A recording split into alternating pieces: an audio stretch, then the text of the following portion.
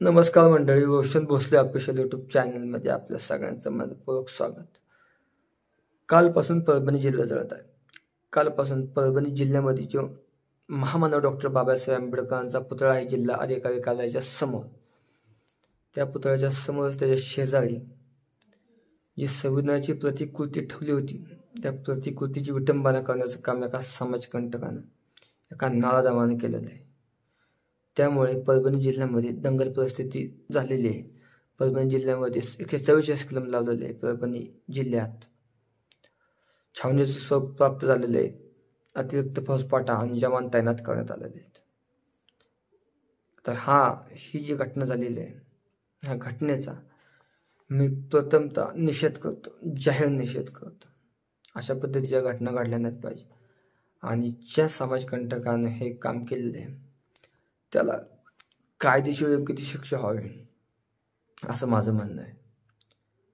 आता आपला जो पुरोगामी महाराष्ट्र आहे, हा पुरोगामी महाराष्ट्र शाहू फुले आंबेडकरांचा हा महाराष्ट्र आहे.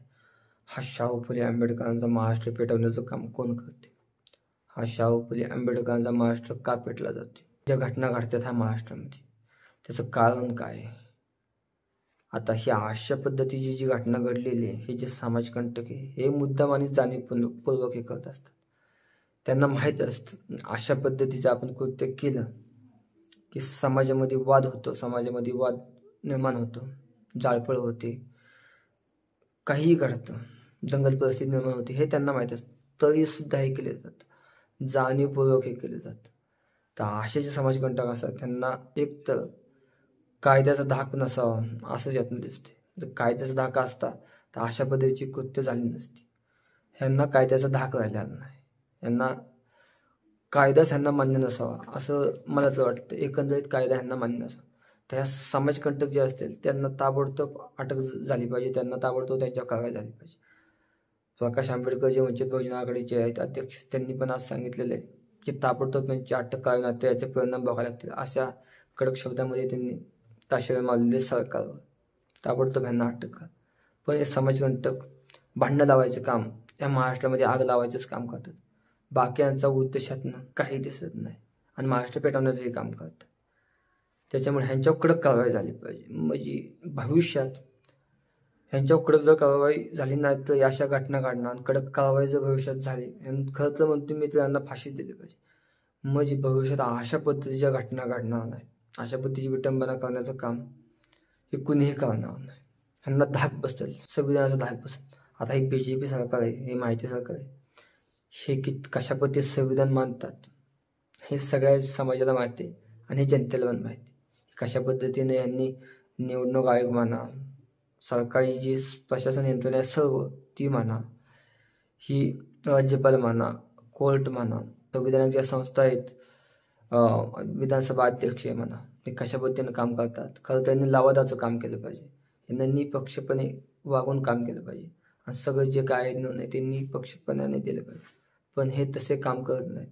हे पक्षाचं काम करतात, हे संविधानिक कामं करत नाहीत. एका पक्षाचं बांधील असल्यागत ते वागतात. आता राहुल नार्वेकर आता पुन्हा अध्यक्ष केलेलं आहे. म्हणजे ज्या राहुल नार्वेकरांवरती 2 वर्ष झाले ह्यांनी हा खटला प्रलंबित ठेवला. पण एक तर वर्ष गेलं ह्या खटल्याचा निकाल लागायला कोर्टातून, आणि कोर्टातून जेव्हा निकाल लागला त्यानंतर हा खटला प्रलंबित ठेवायचं काम, म्हणजे जो हा खटला जो शिवसेनेचा होता पक्षाचा आणि चिन्हाचा, ही अपात्र करायचा होता आमदार, हा खटला अध्यक्षांच्याकडे गेला होता. मग त्या अध्यक्षांनी काय केलं, ते 7-8 महिने प्रलंबित ठेवलं. परत कोर्टाने ताशेरे मारल्यानंतर यांनी निर्णय दिला. तो कशा पद्धतीने निकाल दिला, कोणाच्या बाजूने निकाल दिला हे सगळ्या जनतेला माहिती. आणि अजूनही हा खटला प्रलंबितच आहे. आता विधानसभा नवीन बरखास्त झाली तरी हा खटला प्रलंबित आहे. त्याच्यामुळं पक्ष आणि चिन्हाचा, राष्ट्रवादी म्हणा, शिवसेनेचा हा खटला प्रलंबित आहे. त्यामुळे कशा पद्धतीनं निवडणूक आयोग म्हणा, न्यायालय वागतात हे यातनं स्पष्ट होते आणि हे यातनं दिसते. त्यामुळे संविधानाच्या गप्पा मारणारी BJP कशा पद्धतीने संविधानाचा आदर करते हे यातनं दिसते. 5 खासदारांनी लोकसभा निवडणुकीच्या अगोदर सांगितलं होतं की आम्ही संविधान बदलणार आहे, आम्हाला 400 जागा निवडून द्या, अशा पद्धतीचे वक्तव्य केले होते. त्यामुळे महाराष्ट्र म्हणा देश यातून पेटला होता. त्यांना लोकसभा निवडणुकीत फटका बसलेला आहे ह्या BJPला. तरीसुद्धा हे सुधारायचं यांना दिसत नाही. त्यांनी ह्या विधानसभेला राहुल नार्वेकरांनाच अध्यक्ष करायचं काम केलं. म्हणजे संविधानाची कशा पद्धतीने तोडफोड करतात ही यातनं स्पष्ट दिसते. आणि जी काय आज घटना घडलेली आहे याचा मी जाहीर निषेध करतो. आणि ही जी काय घटना झालेली आहे लवकर निकाल लागला पाहिजे आणि त्या व्यक्तीला लवकर फाशी झाली पाहिजे अशी माझी मागणी आहे. तर आज इतकंच. चॅनल सबस्क्राईब करा. धन्यवाद.